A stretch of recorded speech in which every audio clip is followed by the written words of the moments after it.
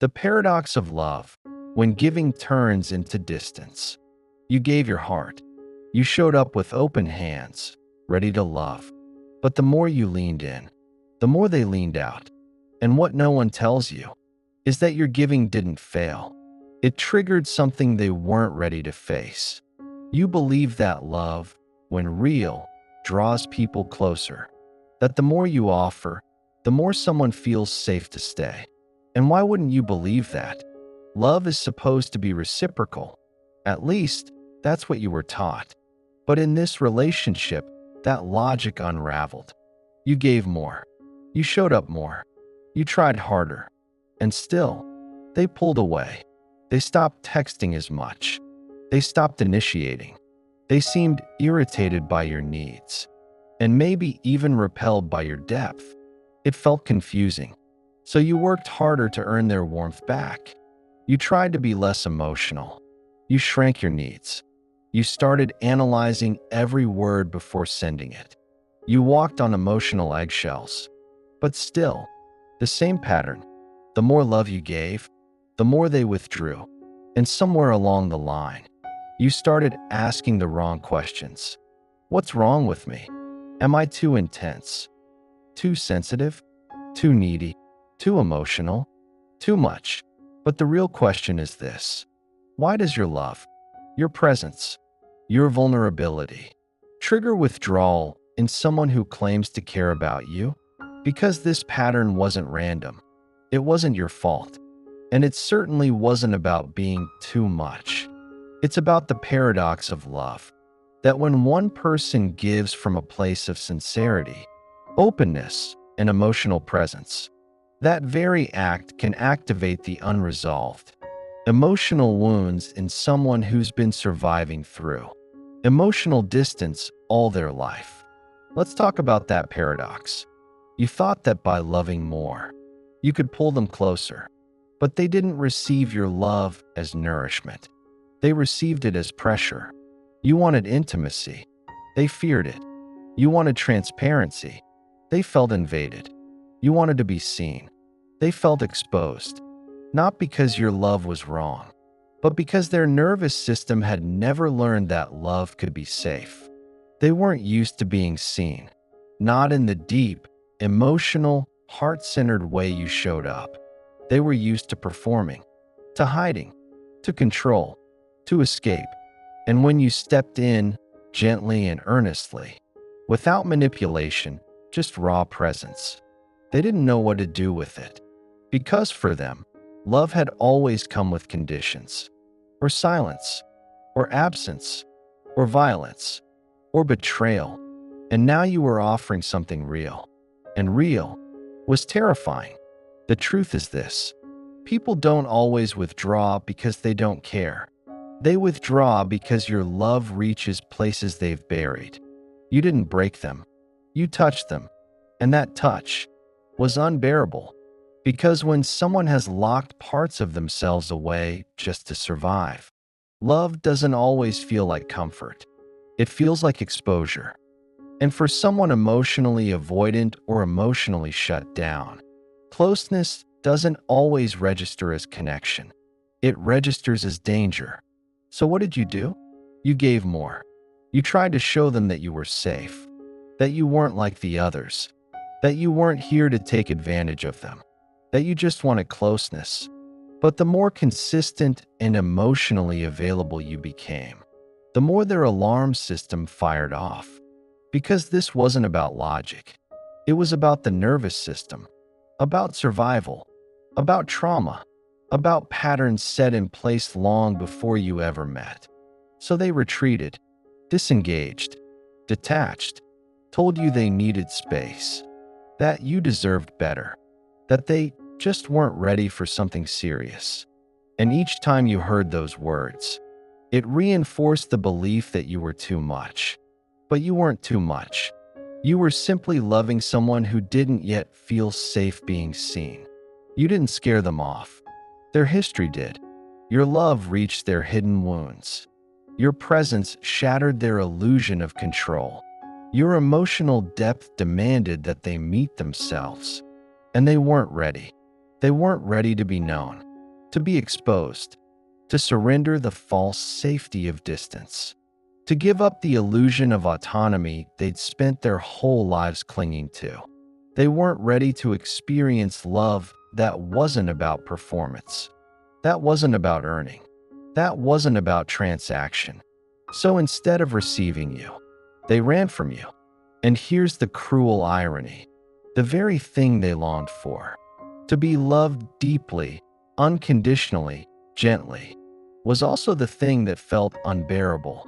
So they fled, not from you, but from themselves, from the pain your love illuminated. And you were left holding the silence, the unanswered texts, the sudden coldness, the feeling of being too much. But the truth? You were never too much. You were simply more than what their defense system could handle. Let's pause here, because this is where the confusion usually takes root.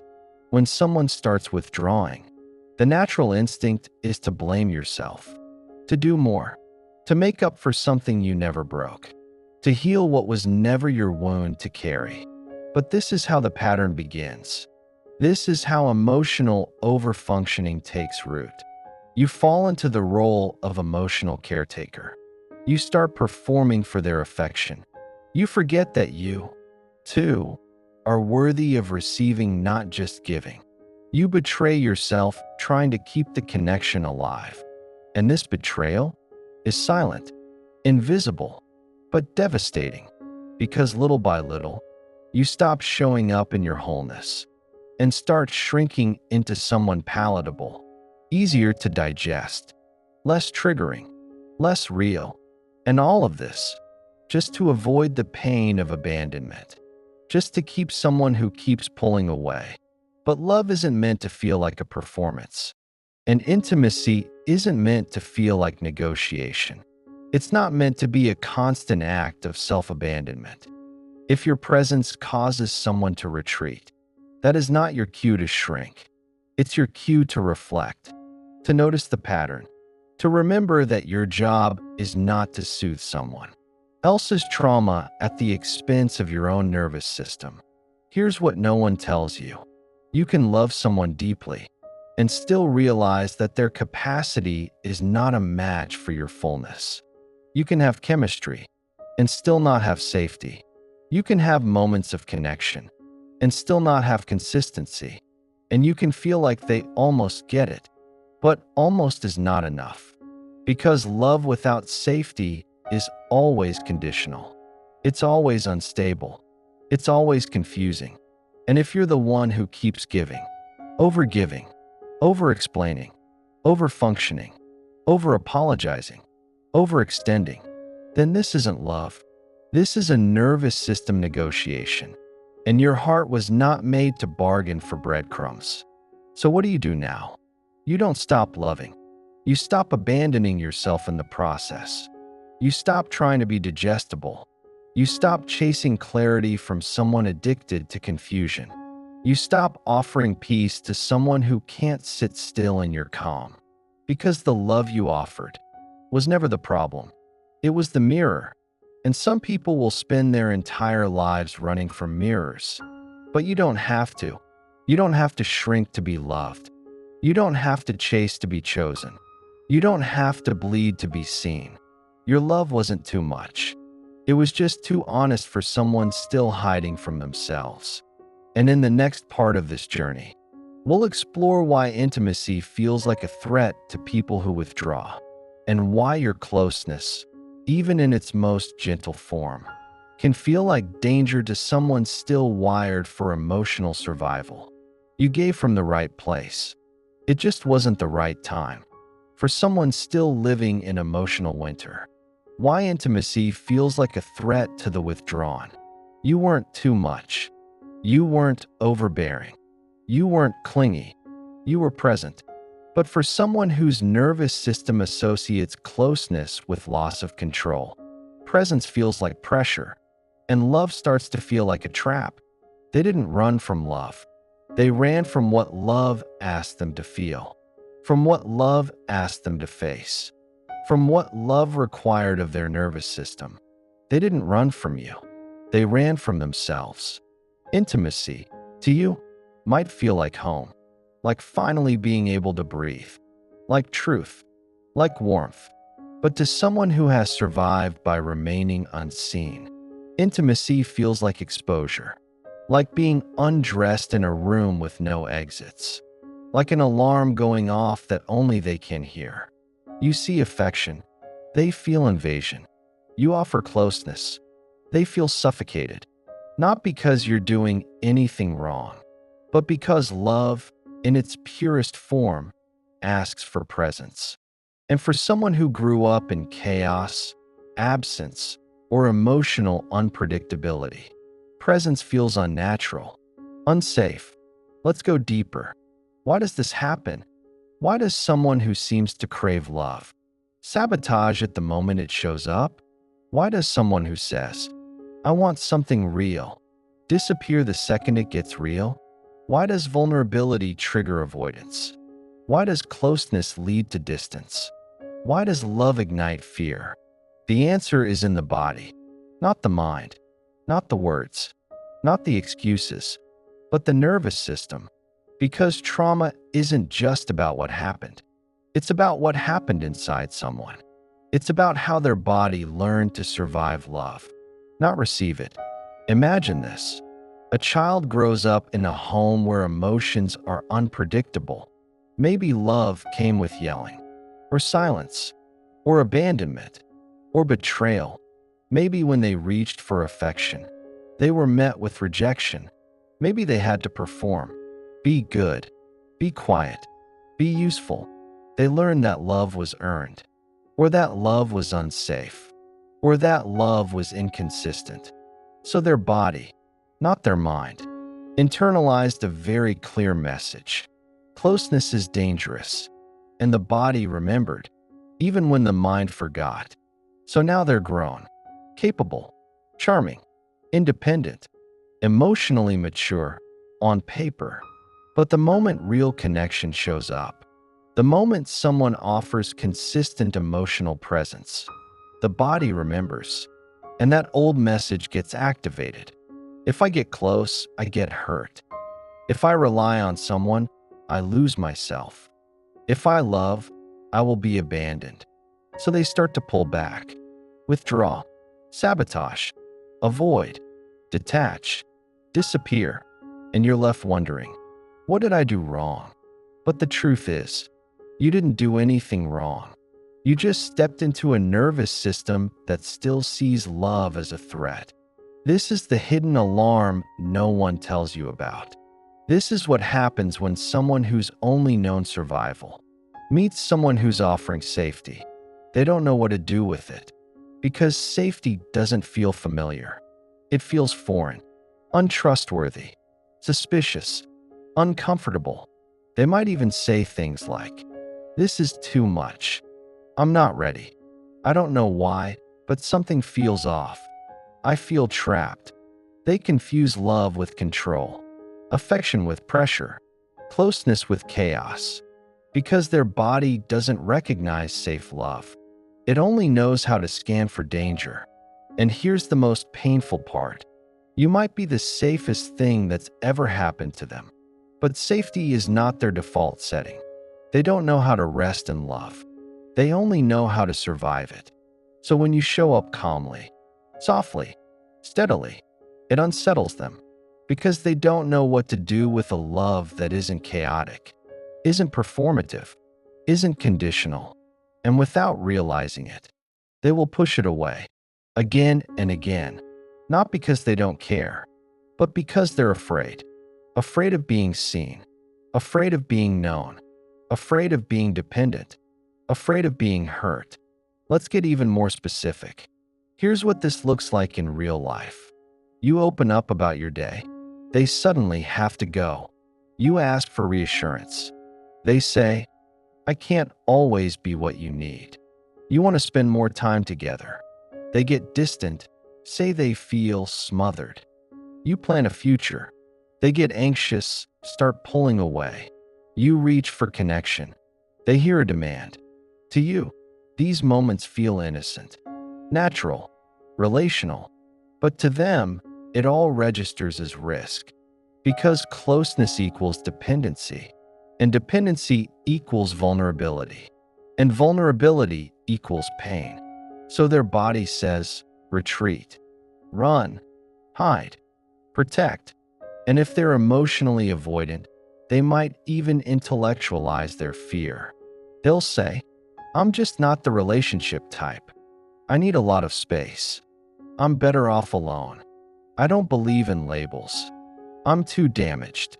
And you might believe them. But the truth is, these aren't just thoughts. They're strategies, survival tactics. Because intimacy, to someone who's lived in emotional exile, feels like war. So what do when your love triggers their alarm? You try to calm it. You soften. You become more careful. You start over-explaining. You walk on eggshells. And without noticing, you begin to disappear. Not all at once, but slowly. You become someone they can tolerate, instead of someone they can connect with. And this self-abandonment doesn't happen out loud. It's in the little silences. The things you stop saying, the needs you stop naming, the truths you bury just to keep them close. But what you're really keeping close is a version of love that requires you to stay small, quiet, manageable. And here's the hardest truth of all. No matter how much you love them, you cannot heal someone's relationship to intimacy by overfunctioning. You cannot regulate their nervous system with your sacrifices. You cannot calm their fear of closeness by constantly proving yourself. You cannot fix their wounds with your love, because love was never supposed to be a rescue mission. You didn't come here to be tolerated. You didn't come here to be dissected. You didn't come here to be feared. You came here to love, openly, deeply, honestly. And if your love triggers fear in someone, it's not a reflection of your failure. It's a reflection of their unfinished war with intimacy. You were the invitation. They chose to close the door. But that door doesn't have to stay closed for you. Because just as they have a nervous system wired for distance, you have one wired for connection. And you deserve someone whose body says, yes, this is safe. Yes, I can meet you here. Yes, I want to stay. You don't need to become less expressive, less warm, less available, just to make someone feel more comfortable with their own discomfort. The right love will not punish your presence. It will not silence your needs. It will not pathologize your vulnerability. And if someone's alarm system sees your love as a threat, then their healing is not your burden to carry. You can love them and still walk away. You can care and still protect your peace. You can understand their fear and still honor your needs. Because this isn't about blaming them. It's about recognizing your limit and loving yourself enough to stop bleeding for people who fear the light of your heart. Now, let's go even deeper into the body. Because what you've been calling distance may actually be a trauma response. Not emotional cruelty, but emotional freezing. And that changes everything. They didn't flee your love. They fled the version of themselves they'd have to meet if they received it. What happens when you reach for someone who's frozen? You thought they were just distant, cold, disconnected, unavailable. But what if they weren't distant by choice? What if they were frozen, not emotionally cruel, just overwhelmed, not incapable of love, just locked out of access to it? Disengagement isn't always about disinterest. Sometimes it's a survival strategy. Sometimes it's the body saying, this is too much. You reached for them, and instead of warmth, you felt the cold. Not just emotionally, but energetically. You felt the shutdown, the numbness, the blankness. Their eyes didn't meet yours the same way. Their words got shorter. Their affection, inconsistent. Their energy detached. And you thought, why won't they just talk to me? Why won't they open up? Why won't they connect? But here's the reality most people never see. When someone is emotionally frozen, they can't connect. Not because they don't want to, but because their body literally can't access that part of their emotional system. They are not choosing to withdraw. They are defaulting to a survival mode their nervous system has known for years. A mode that gets activated the moment closeness feels overwhelming. Let's break this down, because this isn't about judgment. It's about understanding. There are three primary trauma responses most people are familiar with: fight, flight, freeze. There's also a fourth: fawn. But for now, we focus on freeze. Freeze is what happens when fighting or fleeing isn't possible. It's the body's way of surviving by shutting down, going numb, becoming still, detached, unreachable. It's not dramatic. It's not loud. It's silent, invisible, but it's deeply powerful. And in relationships, freeze looks like emotional disconnection. You express something vulnerable. They go blank. You try to connect. They say they feel weird, that they don't know what's wrong, that they need space. You share your heart, and they respond with silence, distraction, or even leave the room. They're not trying to punish you. They're not trying to control you. They're not trying to ignore you. They're frozen.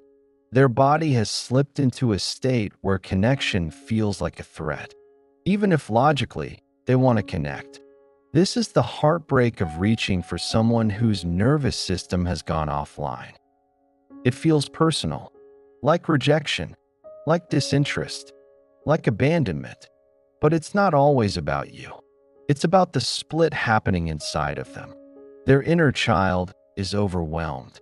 Their emotional memory is on high alert. Their nervous system is scanning for danger, even when there is none. So instead of engaging, they shut down, because shut down equals safety. Numbness equals protection. And this is especially true for people who grew up in emotional chaos, who were taught to disconnect from their feelings in order to survive, who were never modeled emotional attunement, who learned that feeling hurts, that needing gets punished, that being vulnerable leads to betrayal. So now, when you show up with presence, honesty, consistency, they short circuit, not because you're wrong, but because their nervous system was never taught how to stay open during closeness.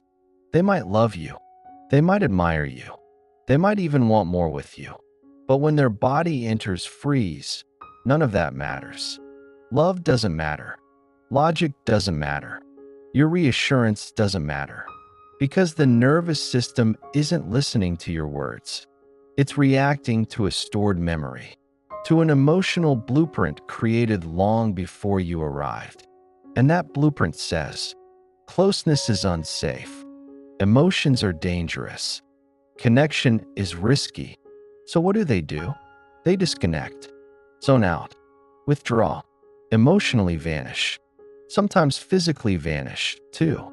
They might keep going through the motions, texting, talking, existing, but their emotional self is locked in a vault, frozen, muted, protected, and the more you reach, the more overwhelmed they feel. Because you're reaching, no matter how soft, represents pressure, expectation, need, engagement, touch, and touch, for someone frozen, doesn't feel like warmth. It feels like intrusion. And so the pattern repeats. You reach. They shut down. You reach harder. They pull away more. You start to panic. They go cold. Now you're both activated. You're anxious. They're avoidant. You're pursuing. They're retreating. And the emotional intimacy you were trying to build becomes a battlefield of nervous systems at war. But here's the most painful part. You start blaming yourself.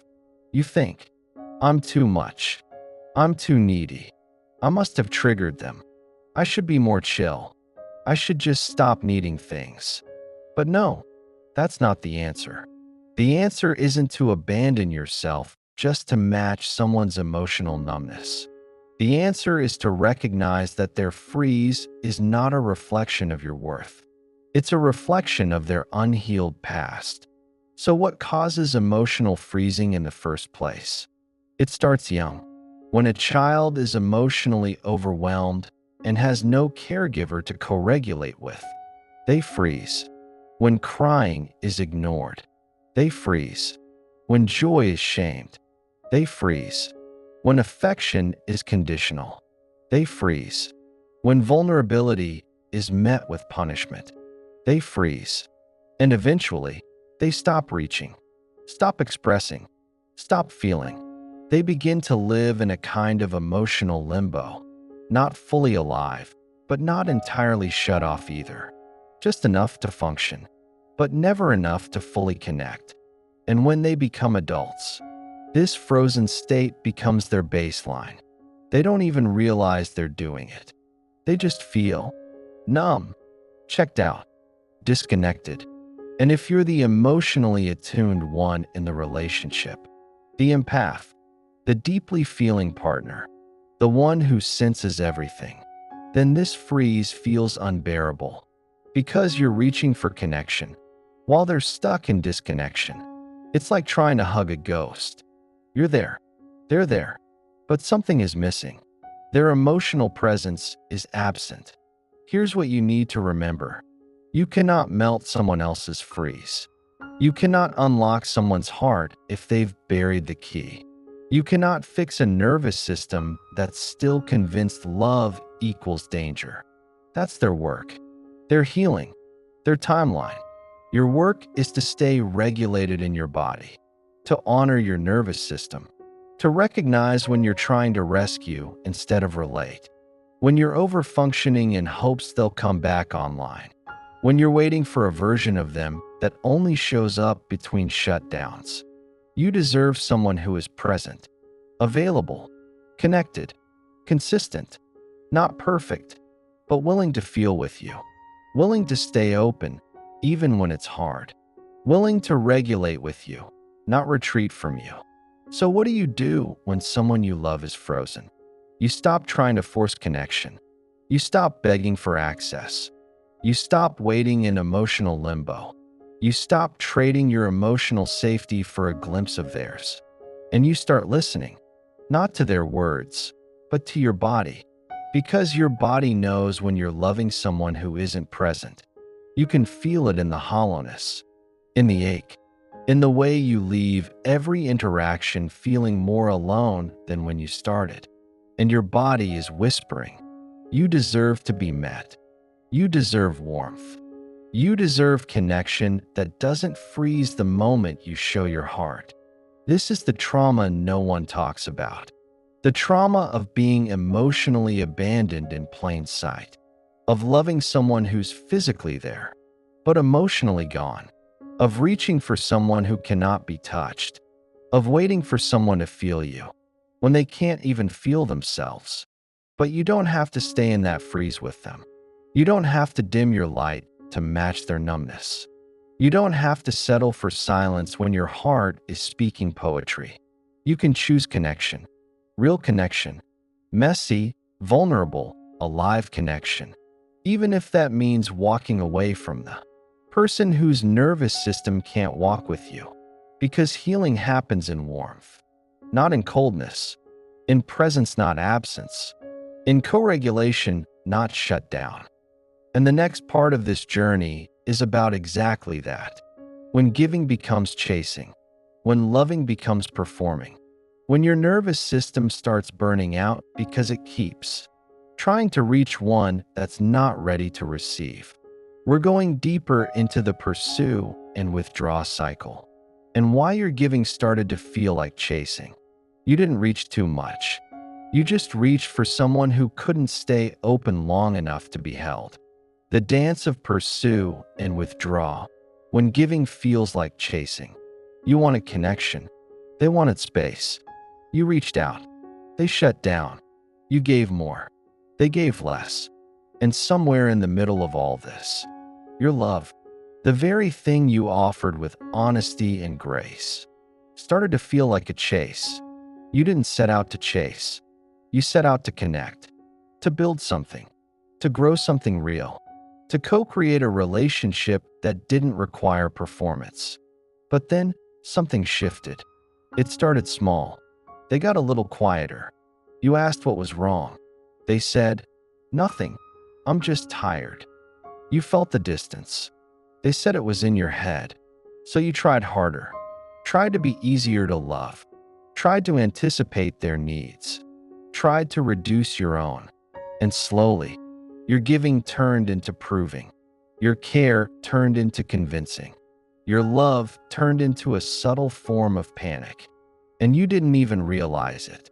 But your nervous system was starting to do all the emotional labor in the room.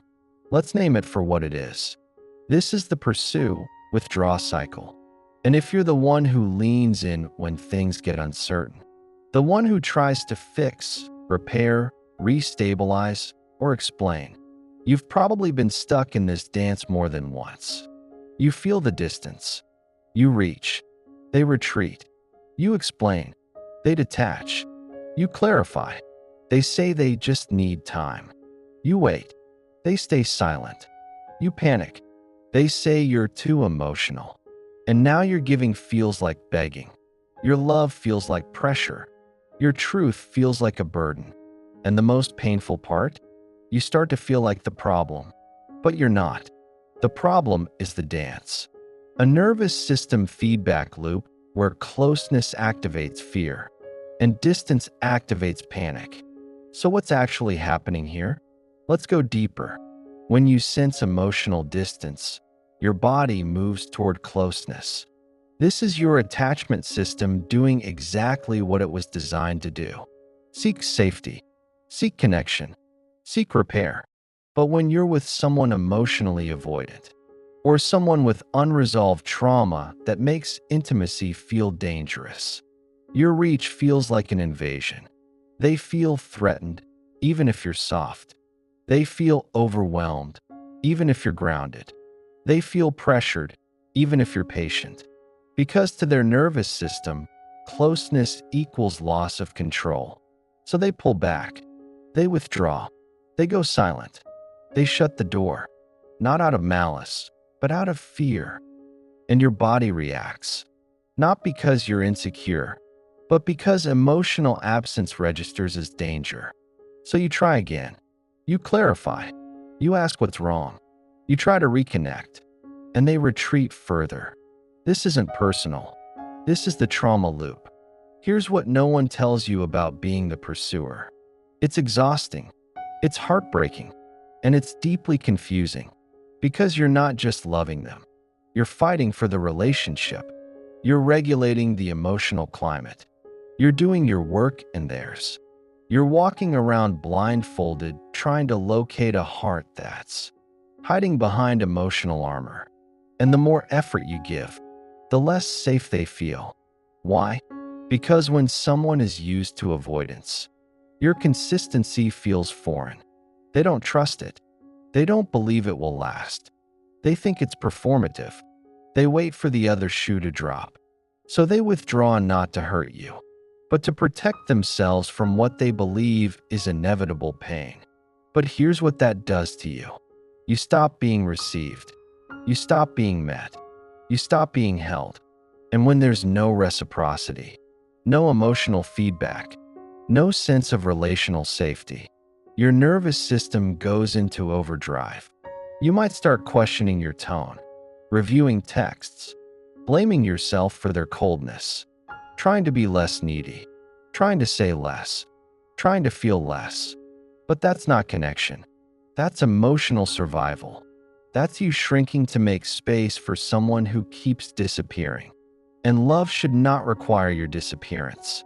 Let's talk about what giving turns into in this dynamic. It turns into self-erasure. You stop asking for what you need because every request feels like a burden. It turns into emotional bargaining. If I just stay calm, they'll come back. If I don't get upset, maybe they'll open up. It turns into anxious overfunctioning. You manage every interaction. You cushion every truth. You walk on eggshells around every feeling. And this becomes your normal. You think you're being understanding.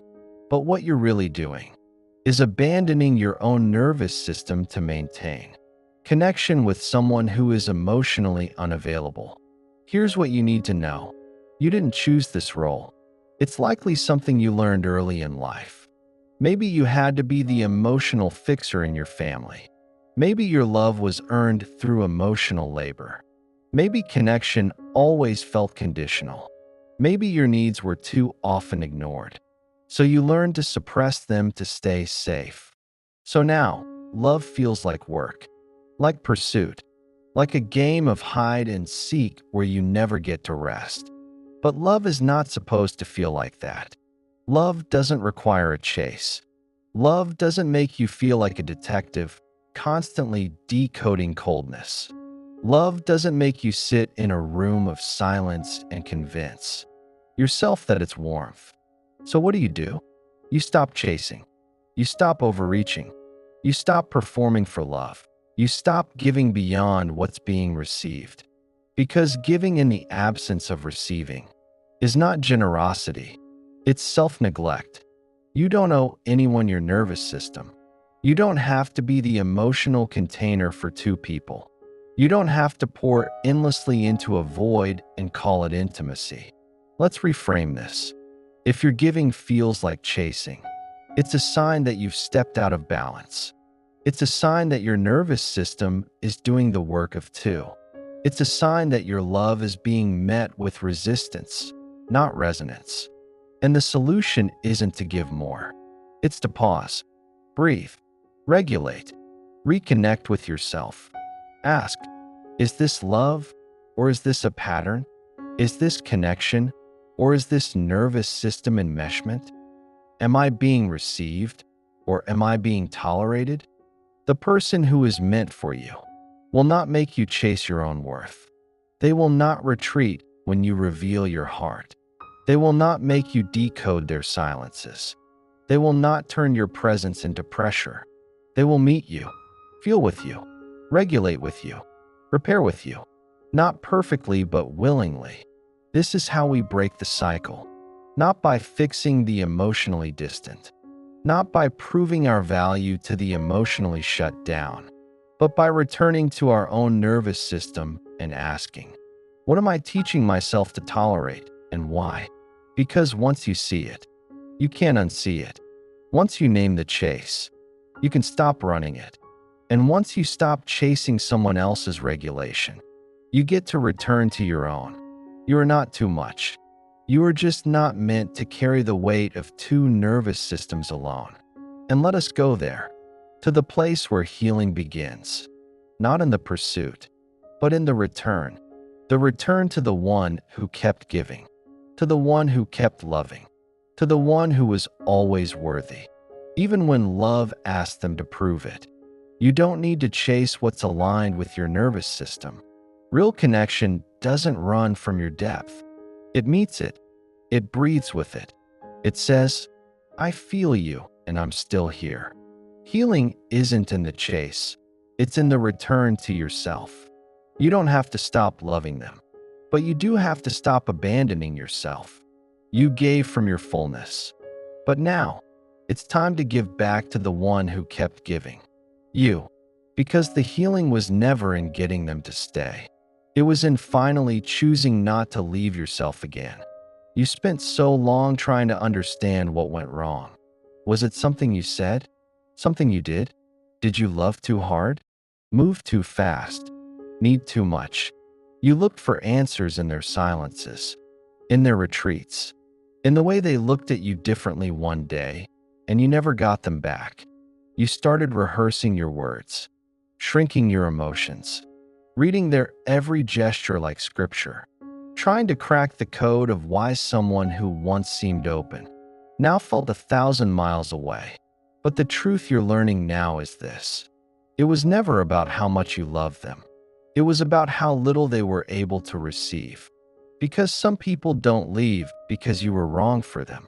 They leave because your presence touched the parts of themselves they buried long ago. And to let you love them would have required them to meet a version of themselves they're not ready to face. So you were left holding the weight of it all.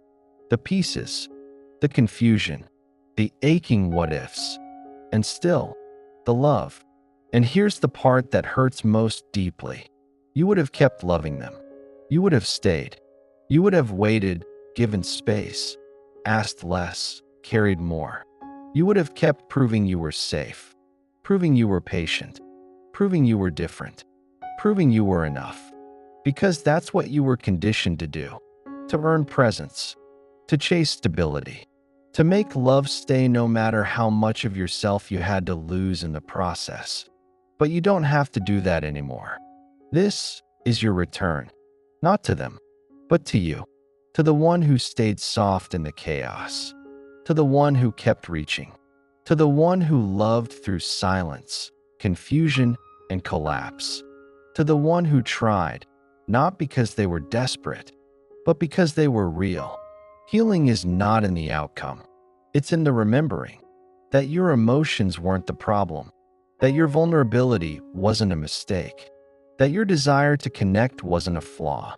It was your nervous system longing to feel what it never consistently received: safety in closeness, peace in presence, security in being seen. And if your heart kept trying to repair something that was never stable in the first place, that doesn't make you broken. It makes you attuned, empathic, hopeful. It means your nervous system was doing everything it could to find something familiar, even if what was familiar wasn't healthy. Because what's familiar is often what's repeated, not what's nourishing. And maybe what was familiar to you was giving, fixing, managing, holding space, being the strong one, the understanding one, the one who never asks for too much, the one who makes things easier. So when love started to feel heavy, you blamed yourself for the weight. When they withdrew, you blamed your depth. When they left, you blamed your longing. But your longing wasn't wrong. It was sacred, and it's time to honor it, not by chasing, but by coming home to the one who was always reaching you. You don't need to become less emotional to be loved. You don't need to silence your needs. You don't need to apologize for your sensitivity. You don't need to perform for affection. You don't need to keep proving you're safe for someone who's unsafe with themselves. You need to grieve, to feel, to reclaim, because this wasn't just about them. It was about the pattern, the one where you forget your own voice to preserve someone else's comfort, the one where you walk on eggshells around someone's emotional avoidant behavior, the one where you confuse anxiety with connection, where you start to believe that your presence is the problem, when it was always their fear of intimacy wearing the disguise of detachment. So how do you begin to return? You stop performing. You stop fixing. You stop trying to earn love that requires your abandonment. You start listening to your body, your nervous system, the signals you've been ignoring while waiting for someone else to validate your worth. You start grieving, not just them, but every version of yourself you became in order to keep love close. The one who didn't speak up, the one who stayed quiet when they disappeared, the one who gave more when they pulled away, the one who believed silence was your punishment for being too much. You grieve her, and then you come back to her. Because healing doesn't look like becoming colder. It looks like becoming clearer. It looks like no longer apologizing for what you feel. It looks like honoring your inner truth even when someone else can't hold it. It looks like saying, "I love you, but I will not keep chasing a version of you that doesn't know how to love me back." It looks like refusing to fight for someone who isn't fighting for themselves. You don't need to be less to be loved. You need to be seen for the magnitude of your emotional intelligence, your depth, your devotion, your softness, your insight, your courage to feel in a world that keeps numbing. The right person will not run from that. They will recognize it, rise to meet it, regulate with it, rejoice in it. They will not ask you to shrink. They will ask you to stay fully.